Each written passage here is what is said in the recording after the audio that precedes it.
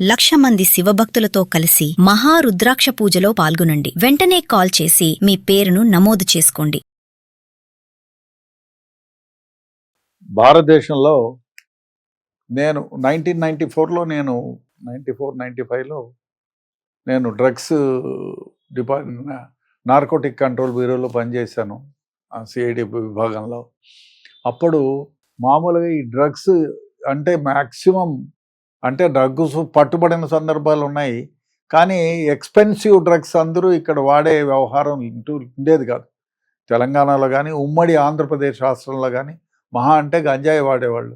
ఇప్పుడు ఆ వాడకం ఎంతవరకు పెరిగిందంటే 100% పెరిగిందనే చెప్ప. అప్పుడు 100 మందిలో 2 వాడితే ఇప్పుడు 100 మందిలో 15 మంది వాడుతున్నారని చెప్పాలి. యూత్ అంతా కూడా చాలామంది దీనికి అలవాటు పడిపోతున్నారు.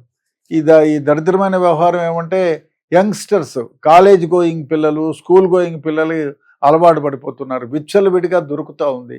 అదేవిధంగా దీనికి అనేక కారణాలు ఉన్నాయి. మనం చూసుకుంటే పెళ్ళిళ్ళకి ఎవరైనా చేసుకోవాలి అంటే ముందు మీ అబ్బాయి ఏమి రాబడి, ఏం చదువుకున్నాడు, ఏం ఉద్యోగం చేస్తున్నాడు అని విచారిస్తూ ఉండేవాడు. ఇప్పుడు దాంతో పాటుగా మీ అబ్బాయికి అలవాట్లు ఏమున్నాయి, ఎక్స్పెషల్లీ డ్రగ్ ఏమన్నా అలవాటు ఉందా అని చూడాల్సిన వ్యవహారం అవుతుంది. చాలా కేసెస్లో అమ్మాయిలు పెళ్ళయిన తర్వాత ఫస్ట్ నైట్ రోజే వాడు డ్రగ్ దాగి పడిపోయినాడు. ఎక్కడో హనీమూన్లో ఉంటే, మమ్మీ నా భర్త హనీమూన్కి వచ్చాము, డ్రగ్స్ తాగి పడిపోయాడని చెప్తున్నారు, నన్ను తాగమని ఫోర్స్ చేయమంటున్నాడు అని ఏడ్చి నాకు ఈ మొగుడు వద్దని చెప్పి విడాకుల కోసం అప్లై చేసిన సందర్భాలు ఉన్నాయి. అదేవిధంగా చాలామంది పెళ్ళి కాక మునిపే ఈ డ్రగ్స్ నేను పెళ్లి చేసుకోవాలంటే అబ్బాయిలకు డ్రగ్ అలవాటు ఉందేమో చూడని విచారించుకోవాల్సిన అవసరము వస్తూ ఉంది. లేకపోతే కొందరు ఈ డ్రగ్స్కి మహమ్మారికి అలవాటు పడి కాపురాలను విచ్ఛిన్నం చేసుకుంటారు. అమ్మాయిల పైన ఇష్టం వచ్చినట్టు బిహేవ్ చేయడం, కొట్టడం, అదేవిధంగా సరిగా ఉద్యోగాలు చేసుకోకపోవడం, ఆ విధంగా తమ జీవితాలను నాశనం చేసుకుంటున్నారు. అందువల్ల ఈ తల్లిదండ్రులు, అమ్మాయిలు ఉన్న తల్లిదండ్రులందరూ కూడా వాడు ఏం సంపాదిస్తాడు, వాడు ఏ విధంగా ఉన్నాడు అనేది, వాడి క్వాలిఫికేషన్ ఏమి అని చూడక ముందే వాడికి డ్రగ్ అలవాటు ఉందా అని విచారించుకోవాల్సిన పరిస్థితి ఏర్పడుతూ ఉంది. దానివల్ల చాలా ఖర్చు పెట్టి, ఈ మధ్యనే ఒక కుటుంబము, మాకు తెలిసిన కుటుంబం పెళ్ళికి సిద్ధమవుతుంటే ఒక ఆయన నా దగ్గరికి వచ్చాడు, సార్ ఈ అబ్బాయిది ఈ నంబరు ఎట్లా కనుక్కోవాలి, ఆ అబ్బాయి డ్రగ్స్కి అలవాటు పడ్డారా అని ఈ ప్రైవేట్ ఏజెన్సీస్కి హైర్ చేసుకొని ఆ అబ్బాయిని హైర్ చేసి వాడు ఎక్కడెక్కడ తిరుగుతాడు, ఏ క్లబ్బుల్లో తిరుగుతాడు, ఎక్కడెక్కడ ఉంటాడు, వాడి స్నేహితులు ఎవరు, వాళ్ళకేమైనా డ్రగ్ అలవాటు ఉందా, ఇవన్నీ విచారించుకోవాల్సిన పరిస్థితి ఏర్పడింది.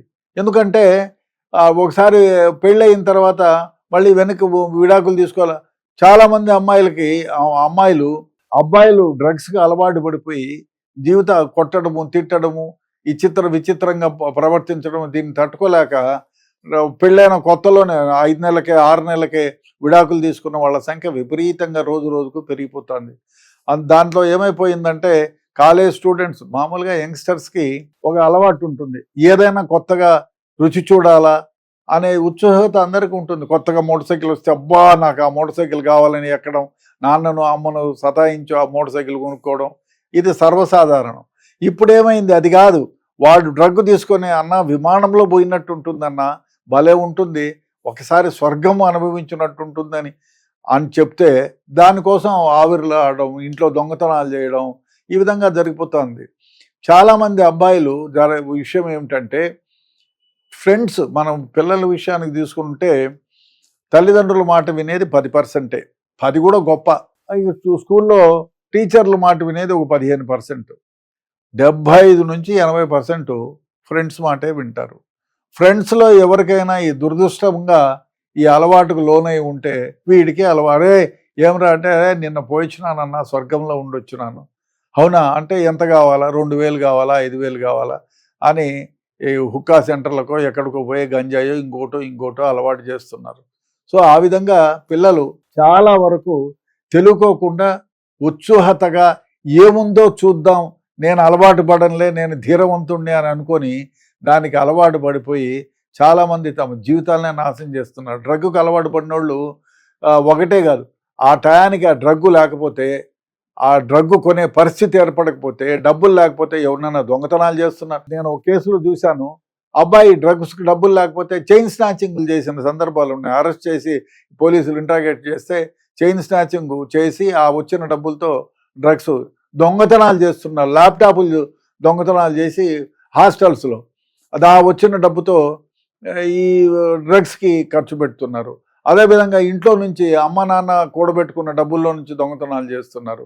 తల్లి నగలు ఎక్కడో తెగిపోయిన చైన్ ఉంటే దాచిపెట్టుకుని మళ్ళీ వెల్డింగ్ ఎక్కడో చేయించుకొని సరి చేసుకొని వేసుకుందామని పోపుల డబ్బాలు ఎక్కడో పెట్టి ఉంటే అది తీసుకెళ్ళిపోయి వాడు కుదవబెట్టి లేదా అమ్మేసి డ్రగ్స్కు బానిస అయిన ఉన్నాడు. ఒకసారి డ్రగ్స్కు ఇంకో విషయం అంటే ఉన్నత కుటుంబంలో నుంచి వచ్చిన వ్యక్తి తల్లి నా దగ్గరకు చెప్పింది, సార్ మా వాడికి ఇట్లా అలవాటు ఉంది, ఏం చేయాలా అంటే, అమ్మా రిహాబిలిటేషన్ సెంటర్లు ఉన్నాయి, హాస్పిటల్స్ ఉన్నాయి, మరి ఎందుకు ఒకసారి చెప్పి చేయొచ్చు అంటే, సార్ పరువు పోతుంది సార్. చాలామంది పరువు కోసం ఆలోచిస్తున్నారు. వాడు జీవితమే నాశనం అయిపోతుంది, వాడు ప్రాణమే పోతుంది.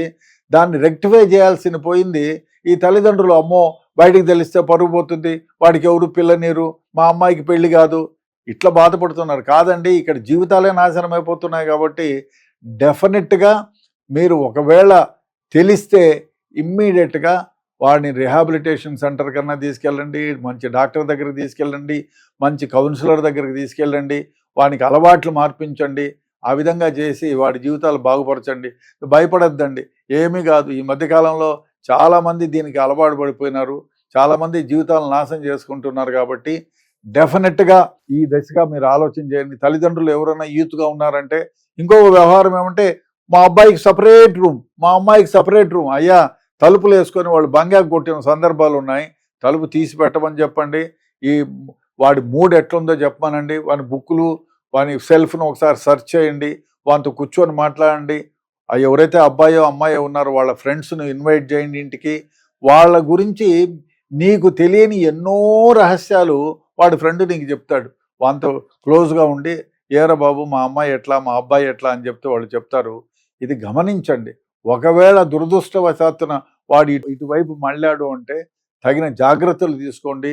కుటుంబ పరువు పోతుందనో ఇంకోటో వాళ్ళని బయటికి రానికుండా, కౌన్సిలింగ్ ఇప్పించకుండా, ట్రీట్మెంట్ ఇప్పించకుండా ఇంట్లో పెట్టి వాడు ఇంకో మర్డరో మానభంగమో చేసేంత వరకు మీరు ఎదురు చూస్తూ వాడి జీవితం బుగ్గిపాలు చేయకుండా డెఫినెట్గా తల్లిదండ్రులు కొంచెం జాగ్రత్త వహించి, వాడికి మంచి బైక్ ఇచ్చినామా అని కాదు, మంచి కార్ ఇచ్చినామా అని కాదు, మంచి స్కూల్లో జాయిన్ చేసామా అని కాకుండా మంచి క్యారెక్టరు, మంచి ఎథిక్స్ ఉండే విధంగా వాడి జీవితాన్ని మలవండి.